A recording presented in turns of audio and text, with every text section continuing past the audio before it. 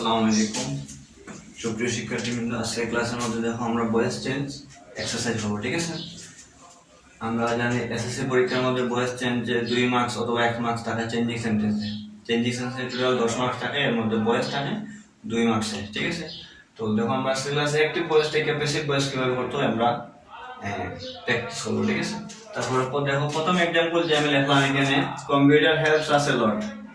তাইলে voice change করার আগে একটা কথা মনে রাখবা যে অ্যাক্টিভ ভয়েস যেটাই দেওয়া থাকবে সেটার মধ্যে সাবজেক্ট কোনটা, মেইন ভার্ব কোনটা, অবজেক্ট কোনটা, এটা আগে শনাক্ত করতে হবে, মানে আইডেন্টিফাই করতে হবে। ঠিক আছে, তখন আমরা আনসার করতে সুবিধা। তাহলে দেখো এই সেন্টেন্সের মধ্যে কম্পিউটার হচ্ছে সাবজেক্ট, হেল্প হচ্ছে মূল ভার্ব, হেল্পের সাথে এস বাই যুক্ত হয়েছে কেন, কারণ কম্পিউটার হচ্ছে তার পার্সন সিঙ্গুলার নাম্বার। তারপরে আস আছে এখানে একটা অবজেক্ট, এ লট আছে একটা অবজেক্ট, এখানে দুইটা অবজেক্ট আছে। ঠিক আছে, তাহলে আমরা জানি প্রথম একটা রুলস জানি কি, অবজেক্ট আমরা সাবজেক্ট বানাইতে হয়। ঠিক আছে, তাইলে আমরা আসটা আছে অবজেক্ট, এখানে যদি সাবজেক্ট বানাই তাহলে কি হইব, উই হইব। আমরা জানি উই হচ্ছে সাবজেক্টিভ ফর্ম, আস হচ্ছে অবজেক্টিভ ফর্ম। ঠিক আছে, তাইলে আসটারে আমরা সাবজেক্টে বানাইতে যদি যাই তাহলে কি হইব, উই হইব। তারপরে 2 নম্বর রুলস হচ্ছে কি, আমাদের কি করতে হবে, 2 নম্বর হার টেন্স অনুযায়ী হেল্পিং ভার্ব বসাইতে হয়। তাইলে এখানের মধ্যে হেল্প আছে আর কম্পিউটার তারপর সিঙ্গুলার, এটা প্রেজেন্ট ইনডিফিনিট টেন্স আছে। কোন tense, present indefinite tense, subject plus মূল ভার্বের প্রেজেন্ট ফর্ম প্লাস অবজেক্ট। যদি প্রেজেন্ট ইনডিফিনিট টেন্স থাকে তাহলে আমরা হেল্পিং ভার্ব হিসেবে এম ইজ আর টাইকা যে কোনো একটা বসাইব।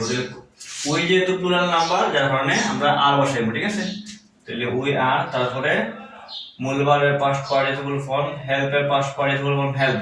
তারপরে দুইটি অবজেক্ট যদি থাকে তাহলে মূল ভার্বের পাস্ট পার্টিসিপল ফর্ম লেখার পরে অন্যটা অবজেক্ট লেখা লাগে। এ লট এখানে লিখলাম, তারপরে প্রিপজিশন অনুযায়ী বাই বসাই তো লিখলাম বাই, তারপরে সাবজেক্ট অবজেক্টে পরিণত হয়, এখানে লিখলাম কি কম্পিউটার। বুঝতে পারছো সবাই? তারপর দেখো কি লিখলাম, হি কিলড এ বার্ড, এটা হচ্ছে past indefinite tense, subject plus মূল ভার্বের পাস্ট ফর্ম প্লাস অবজেক্ট। তাহলে এখানে সাবজেক্ট হচ্ছে হি, কিল হচ্ছে মূল ভার্বের পাস্ট ফর্ম, এ বার্ড হচ্ছে অবজেক্ট। তাহলে আমরা প্রথম কাজ কি, অবজেক্ট সাবজেক্টে পরিণত করা। তাহলে এ বার্ড, এখন টেন্স অনুযায়ী হেল্পিং, এটা পাস্ট ইনডিফিনিট যদি থাকে তাহলে টেন্স অনুযায়ী ওয়াজ অথবা ওয়ার বসাইতে হয়।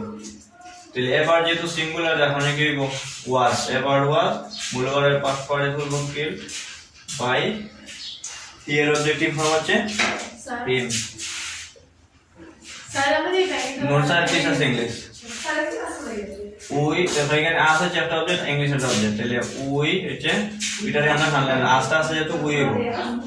তাহলে দেখো এখানে আর এর সাথে আর, উই আর, টিচার পাস্ট পার্টিসিপল টি টট, তারপর দ্বিতীয় অবজেক্ট আছে এখানে ইংলিশ একটা অবজেক্ট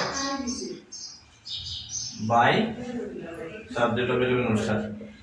উই মেড হিম, এখানেও দুইটা অবজেক্ট, হিমটা যদি সামনে আনি হি হয়ে যাব, এটা পাস্ট ইনডিফিনিট আছে, মেড আছে ওয়াজ হইব, হি ওয়াজ, মেকের পারফর্ম মেড। দুইটি অবজেক্ট আছে এখানে, ক্যাপ্টেন একটা অবজেক্ট, ক্যাপ্টেন বাই আস।